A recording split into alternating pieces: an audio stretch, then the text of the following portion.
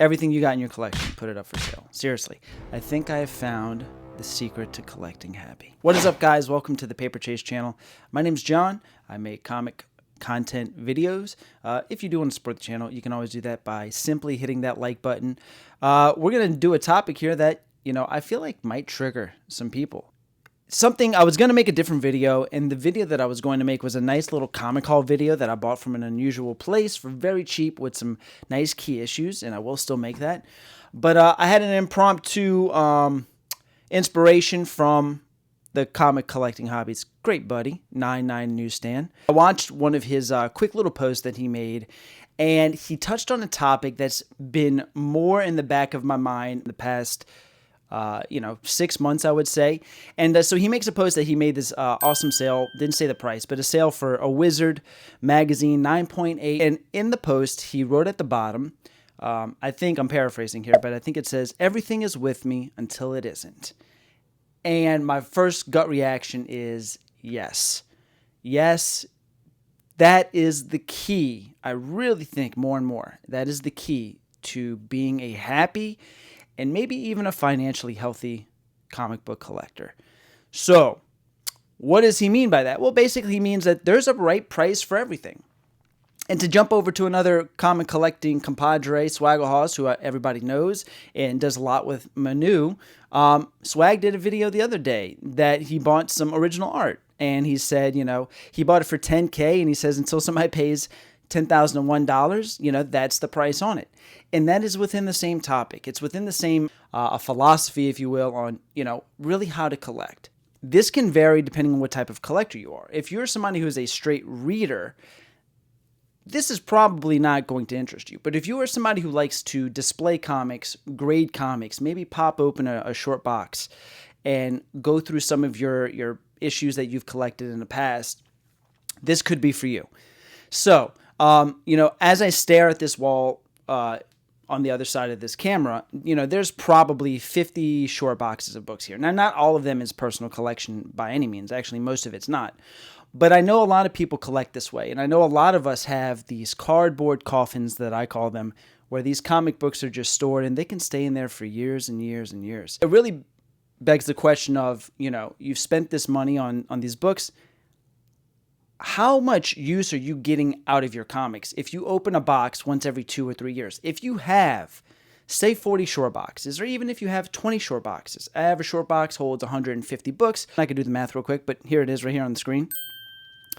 How often are you going through those boxes looking at those books? One of the reasons why I like slabs is because, when you slab it, you're putting it into a display, and it's for show. Every time I walk into a room, I can look at these books on my wall, and there's more on the other walls.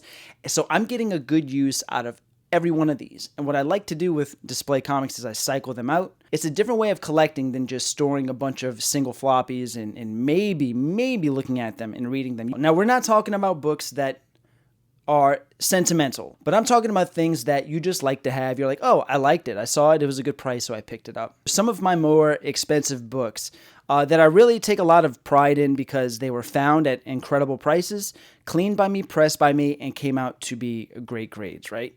And I talk about these books all the time on the channel. And just to show you, here it comes. Tomb 17, 9.8. An 18, 9.8, and a number 5, 9.8. I love these books so much, and that's why they're in the center. They're the first thing my eyes go to every time I walk into my office. And so these are among the books that if I were to, if my house was on fire or a hurricane was coming, these are among the books that I would grab first because I love them. I love horror. I love multiple things about them, right? I need to learn to put a price on them. And I need to realize that if they were to sell for a certain price, that I can trade that money in and get a completely different experience with a completely different set of books. And luckily through Instagram and YouTube, these books are documented. So in a way, you can always have some sort of ownership with the books if you document your time spent with the books. And, and I think that love and that experience, you're going to find that once you package a book up and you send it off, I think you're going to have less remorse than what you might think. By doing that, I think it can also keep your collecting taste and your collecting love from getting stagnant because it keeps you hunting. It keeps you looking for comic books. Now you can go and take that money and say, okay, what else can we find? What else can I trade this for? I think it's very important to remember that, these books will surpass all of us in life, and nobody's going to keep any of these. And it's really all about the experience. It's about the hunting, the chase of it, and then it's all about the time that you spent with it. I just want to express to you guys, the people that are collecting them might feel like they're stuck, or their love is getting stale. Consider selling your stuff so you can get new stuff. Now, of course, not all comic books are liquid. Just because you have something doesn't mean you can put it up for sale and it's going to sell instantly, for sure. But even just becoming willing to sell your comics is a good practice for you not to over hoard. The collection, it's been known to be a kind of a disease, right? Isn't it like some sort of mental disorder? I don't know. I'm talking about what I've heard other people say, right? So it could be wrong. But I think that, or it's a gene rather, it's a certain personality type that loves to collect and hoard. And it's more of the exchange of commerce, the exchange for money to the book, and like that first couple of hours once you exchange the money for the book and you get the book, that's probably some of the height of your dopamine kick that you get from buying a comic book. So that's probably the best that you're going to get out of it right in that first initial acquisition of the comic.